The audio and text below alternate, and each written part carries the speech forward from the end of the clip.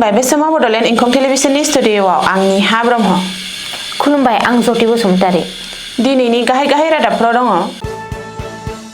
दिनै गोथार बाथौ सान। आसामाव 1.7 लाखनिबो बांसिन सुबुंखौ गुबुनारि फोसावदों, नाथाय सा 467खौल' दैथायहरफिनबाय, बुंदों रायजो बेंगिरि। मुसलपुर बाथौफुरिनि 52थि मिरु बाथौ फुजा फोरबोआ जागायबाय। काजिरङायाव थांनाय 730 सानाव गान्दा सिखार जायाखै, बुंदों हिमन्त। मेट्रिक आरो ओइचएस जोबथा आनजादनि थाखाय एसअपि फोसावबाय। साहा सालमारा गवालबिल गामि आफादा खुंगा बाथि बोसोरारि बाथौ सान फालिदों। दानिया फैदो आबुं रादाबाव।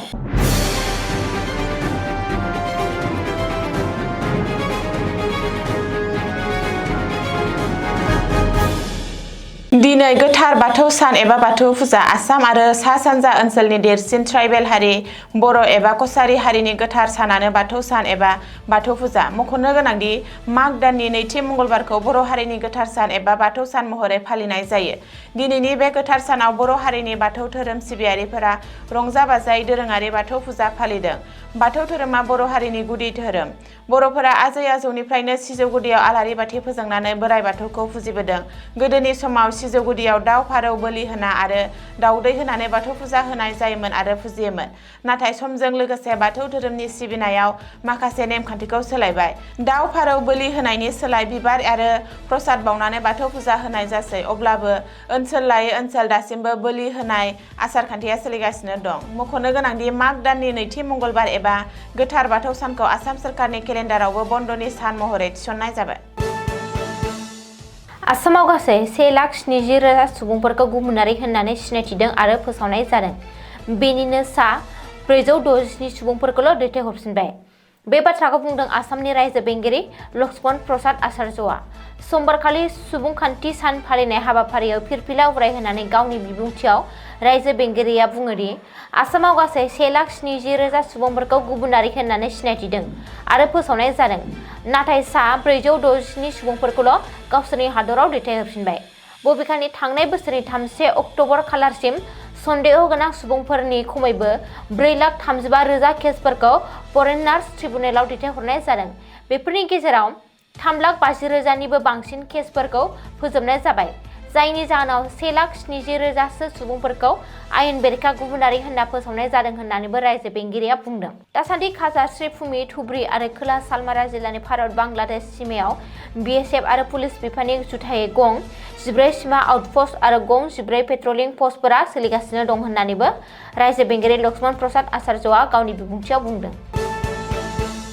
दिनै माघ दाननि नैथि मंगलबार गोथार बाथौ सान एबा बाथौ फुजा। दिनैनि साना बाथौ धोरोम सिबियारिफोरनि थाखाय गोथार सान आरो रंजा बाजानि सान। आसामनि गुबुन गुबुन ओनसोलाव दिनै बाथौ धोरोम सिबियारिफोरा गाजा गोमजायै बाथौ फुजा होदों एबा बाथौ सान फालिदों। रायजोनि गुबुन गुबुन ओनसोलाव बाथौ सान फालिनाय बादिनो दिनैनिफ्राय बाक्सा जिल्लानि सदर मुसलपुर बाथौफुरियाव 22थि मिरु बाथौ फुजा आरो मेला खुंनाय जादों। मुसलपुर बाथौफुरिनि 22थि मिरु बाथौ फुजा आरो मेलाया दिनैनिफ्राय 10 साननि हाबाफारिजों जागायबाय। दिनै गिबि सानाव बाथौ आरज गाबनाय आरो रंजानायजों बुंफबदों मेला थावनिया।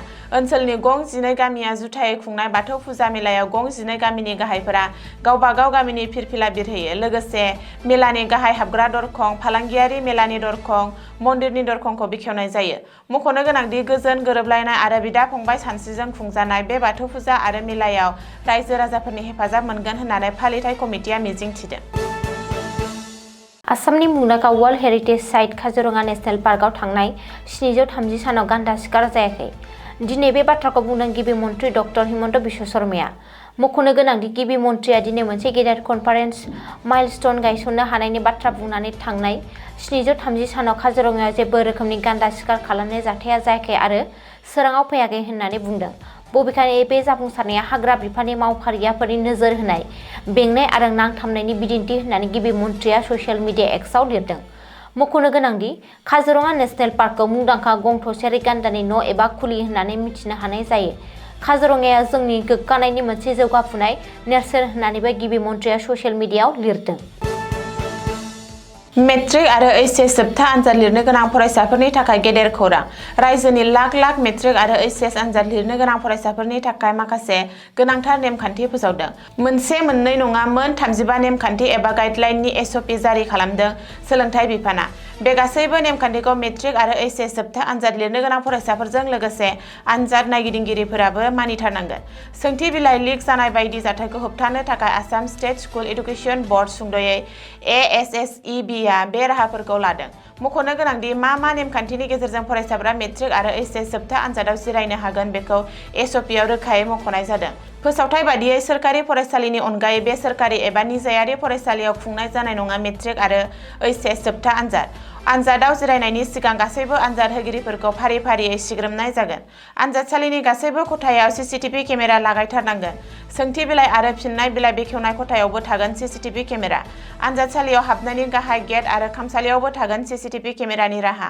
आनजाद मिरुआव फरायसाफोरजों लोगोसे आनजाद नायदिंगिरिफोराबो मबाइल फन लानानै हाबनो मोननाय नङा। आनजादसालियाव हाबनायनि सिगांनो नायदिंगिरि आरो मावख'गिरिफोरा मबाइल फनखौ जमा होनांगोन। आनजादसालि खथानि उनथिंनि दरजा खिरखिफोरा आबुङै बन्द थागोन। रायजोनि मोनसेबो मिरुआव आनजाद जागायनाया गोबाव जानो मोननाय नङा। थिखानाय सम बादियै आनजादखौ खुंनो नांगोन। प्राइभेट एबा निजायारि फरायसालिनि फोरोंगिरिफोरा आनजाद नायदिंगिरि महरै थानो मोननाय नङा। बेनि अनगायैबो मेट्रिक आनजादनि सोंथि बिलाइ सेबखांनायनि बिखान्थिखौ सोलायनाय जागोन। इंराजि, हिन्दी, असमिया आरो बर' बे मोनब्रै रावाव सेबखांगोन सोंथि बिलाइखौ। बे गोनां बाथ्राखौ फोसावदों गिबि मन्थ्रि डक्टर हिमन्त बिश्व शर्माया। मागो दाननि नैथि मंगलबार गोथार बाथौ सानजों लोब्बा लाखिनानै तामुलपुर जिल्लानि सिङाव थानाय साहा सालमारा गवालबिल बाथौ थानसालिनि लांगोनायाव साहा सालमारा गवालबिल गामि आफाद मैयानिफ्रायनो जागायनानै सानथामनि हाबाफारि लानानै खुंगा बाथि बोसोरारि बाथौ सान फालिदों। नैथि साननि हाबाफारि बायदि दंमोन फुंबिलि समाव बाथौ दरखं बेखेवनाय, मोनद' गामिनि आर'ज हान्जानि आर'ज गाबनाय, जौस्रां बेखेवनाय, आर'ज हान्जाफोरखौ मान बावनाय।